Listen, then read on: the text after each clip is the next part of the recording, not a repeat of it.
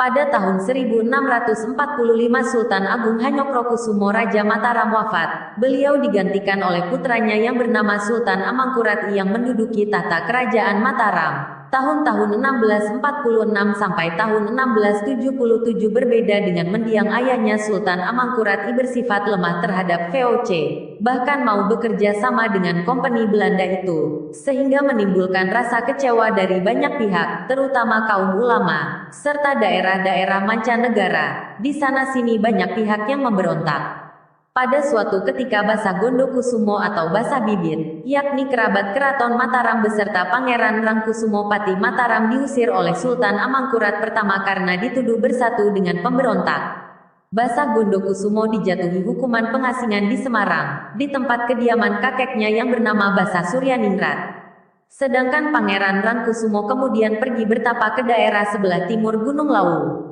Akhirnya Basa Gondokusumo bersama-sama dengan Basa Suryaningrat pergi ke sebelah timur Gunung Lawu mencari tempat pemukiman yang baru. Di sini oleh Ki Ageng Mageti yang cikal bakal daerah ini beliau berdua diberi sebidang tanah untuk bermukim. Setelah mapan Suryaningrat mewisuda cucu beliau yakni Basa Gondokusumo menjadi penguasa di tempat baru ini dengan gelar Yosonegoro, yang kemudian dikenal sebagai Bupati Yosonegoro yakni pada tanggal 12 Oktober tahun 1675. Sedang tanah baru itu diberi nama Magetian karena tanah tersebut sebagai jasa pemberian Ki Ageng Mageti.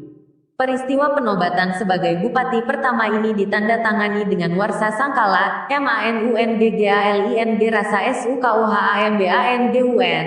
Daerah Magetan merupakan suatu daerah yang perbatasannya sebelah barat dengan Gunung Lawu menuju ke barat daya merupakan deretan Sidaramping, Gunung Jabolarang dan Gunung Kukusan berbatasan dengan Kabupaten Karanganyar, Jawa Tengah. Di sebelah utara merupakan daratan yang bergelombang naik mengarah ke timur sampai dengan barat ke kaki Gunung Lawu berbatasan dengan Kabupaten Ngawi. Sebelah selatan merupakan dataran rendah berbatasan dengan Kabupaten Madiun. Sungai yang memotong daerah Magetan menjadi dua bagian mulai dari pangkal sumber di bawah Cemoro Sewu, Gunung Kendil dan Gunung Sidoramping adalah Sungai Gandong yang merupakan jalur bersejarah penuh dengan misteri dan ditaburi dengan makam-makam zaman kuno. Di Kabupaten Magetan banyak ditemukan peninggalan-peninggalan sejarah yang berupa petilasan bangunan-bangunan purbakala maupun petilasan bekas pusat pemerintahan. Misalnya, petilasan makam Empu Supo di Duku Mandang Desa Plumpung Kecamatan Plaosan. Peninggalan purbakala terbuat dari batu andesit di Duku Sadon Desa Cepoko Kecamatan Panekan berupa candi yang diberi nama Candi Sadon. Petilasan Pengger di Duku Pengger Desa Bedagung Kecamatan Panekan. Di puncak Gunung Lawu terdapat petilasan Pawon Sewu, Punden Berundak, Argo Dalem, Sendang Derajat Des, yang diperkirakan dari akhir Majapahit. Petilasan berupa sumur dan masjid kuno bersejarah yang dikelilingi tembok bekas pusat pemerintahan Kabupaten Purwodadi berada di atas tanah lebih kurang seluas 4 hektar dengan bekas gapuro Magetan. Makam leluhurnya Magetan, Pati Nrangkusumo dan Pati Ngariboyo Ii Kurung Tutup di Duku Enjelok Desa Bulukerto Kota Magetan dan makam Kanjeng Adipati Purwodiningrat, mertua Hamengku Buwono di Desa Pacalan Kecamatan Plaosan juga merupakan bukti sejarah. Makam Astana Gedong di Kelurahan Tambran Kecamatan Kota Magetan terdapat makam Adipati Yosonegoro yang erat hubungannya dengan sejarah Babat Magetan. Di makam Sasono Mulyo Duku Sawahan Desa Kapolorejo Kota Magetan terdapat makam Bupati Magetan dan masih banyak lagi makam-makam yang tersebar di daerah-daerah yang sampai sekarang masih keramat. Ditinjau dari letaknya Magetan merupakan daerah perbatasan antara Jawa Tengah dan Jawa Timur, maka bahasa sehari-hari, adat istiadat maupun kebudayaannya banyak mendapat pengaruh dari daerah Jawa Tengah yakni daerah Solo, Surakarta dan sekitarnya daripada daerah-daerah di Jawa Timur lainnya. Lebih-lebih jalur tembus antara Kabupaten Magetan dengan Kabupaten Karanganyar di Jawa Tengah melewati Cemoro Sewu lereng sebelah barat daya Gunung Lawu dan melalui hutan-hutan, erat hubungannya dengan jalan bersejarah dari abad ke abad.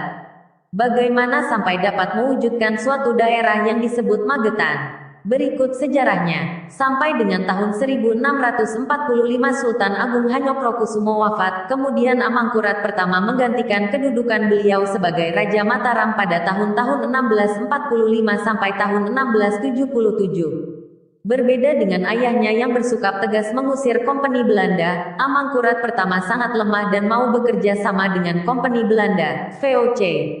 Pada tahun 1646 Amangkurat I mengadakan perjanjian dengan Kompeni Belanda yang amat merugikan Mataram. Isi perjanjian itu antara lain adalah Mataram mengakui kedudukan VOC di Batavia, Jakarta, sedangkan Mataram bebas berdagang di mana saja kecuali di Pulau Ambon, Bansa dan Ternate. Sebab pulau-pulau tersebut kaya akan rempah-rempah. Dengan diakuinya kedudukan VOC di Batavia maka Batavia bebas dari ancaman Mataram semakin berkurang. Perdagangan Mataram tidak lagi seperti seida kala. Pelayaran perdagangan dibatasi oleh kompeni sehingga kerajaan Mataram tidak berwibawa lagi dan Kawulo Alit menjadi sengsara. Kebijaksanaan Amangkurat pertama tersebut menyebabkan timbulnya rasa kecewa dari banyak pihak terutama daerah-daerah mancanegara. Pangeran Giri yang berpengaruh di daerah pesisir utara Pulau Jawa berisap siap melepaskan diri dari kekuasaan Mataram. Beliau amat kecewa atas tindakan Raja Mataram ini. Demikian pula seorang pangeran dari Pulau Madura yang bernama Trunojoyo yang tidak tahan lagi melihat pamannya Pangeran Cakraningrat kedua terlalu mengabaikan Madura dan hanya turut bersenang-senang di pusat pemerintahan Mataram, segera melancarkan pemberontakan terhadap Mataram. 1674, pemberontakan tersebut akhirnya didukung oleh orang-orang Makassar. Perang antara prajurit Mataram dan Trunojoyo pun tak dapat dihindarkan, hingga banyak memakan korban dari kedua belah pihak. Pada saat kerajaan dalam keadaan kalut seperti ini seorang kerabat keraton Mataram bernama Basa Gondokusumo atau terkenal dengan sebutan Basa Bibit bersama seorang patih Mataram bernama Nrangkusumo dituduh bersatu dengan kaum oposisi dan kaum pemberontak yang menentang kebijakan Amangkurat I. Atas tuduhan itu Basa Gondokusumo dijatuhi hukuman pengasingan di Semarang di tempat kediaman kakeknya yakni Basa Suryoningrat. Sedangkan Patih Nrangkusumo meletakkan jabatannya sebagai patih kemudian bertapa di Gunung Lawu sebelah timur. Beberapa waktu kemudian Basa Suryoningrat mengajak cucunya, Basa Gondokusumo, pergi menyingkir ke arah timur Gunung Lawu. Beliau memilih tempat tersebut karena menerima bahwa di sebelah timur Gunung Lawu sedang dilaksanakan babat hutan yang dipimpin oleh seorang bernama Ki Buyut Suro yang kemudian bergelar Ki Ageng Getas. Orang-orang itu sangat patuh dan rajin melaksanakan babat hutan. Demikian juga Ki Buyut Suro dengan sabar mendampingi mereka yang bekerja penuh semangat. Babat hutan itu dilaksanakan atas perintah Ki Ageng Mageti yang cikal bakal daerah ini. Ki Ageng Mageti adalah seorang putra Magetan yang memiliki banyak kelebihan. Beliau adalah sosok yang arif, bijaksana, berbudi luhur, berperilaku soleh serta memiliki kawaskitan. Apa yang dipunyai itu semua semata-mata hanya untuk kepentingan Kawulo, baik kawasan Magetan maupun Kawulo Enjaban Rangka. Karena sifat yang demikian agung itulah maka Ki Ageng Mageti sangat disegani serta dapat dijadikan suri teladan bagi Kawulo dan sesamanya. Kemudian Basa Suryoningrat dan Basa Gondokusumo menjumpai Ki Buyut Suro yang sedang babat hutan. Keduanya bermaksud minta sebidang tanah untuk bermukim, karena yang menguasai kawasan hutan ini adalah Ki Ageng Mageti. Maka untuk memperoleh sebidang tanah ini Basa Suryoningrat dan Basa Gondokusumo diajak Ki Buyut Suro bertemu dengan Ki Ageng Mageti di tempat kediaman beliau di daerah Gandong Kidul, Dukuh Gandong Selatan, tepatnya di sekitar alun-alun Magetan sekarang ini. Pertemuan antara Basa Suryoningrat dengan Ki Ageng Mageti yang akrab ini dilanjutkan dengan perdebatan sengit terhadap suatu pernyataan sandi yang diberikan oleh Ki Ageng Mageti kepada Basa Suryoningrat.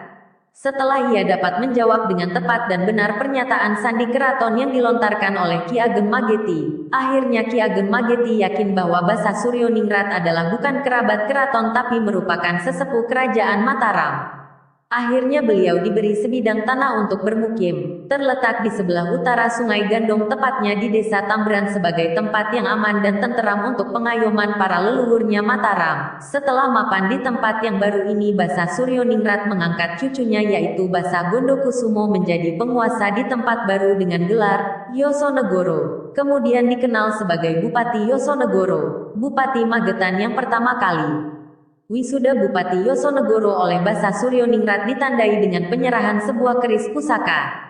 Pesta syukuran wisuda bupati tersebut berlangsung secara sederhana. Syukuran ditandai dengan pemotongan tumpeng oleh Basa Suryoningrat diberikan kepada Yosonegoro dan dihadiri oleh masyarakat setempat. Wilayah pemerintah tersebut dinamakan Magetan. Karena peristiwa terjadinya Kabupaten Magetan ini adalah atas pemberian tanah dari Ki Ageng Mageti, maka daerah baru tersebut diberi nama Kota Mageti. Mengalami penambahan menjadi Magetian, akhirnya berubah nama menjadi Magetan sampai sekarang.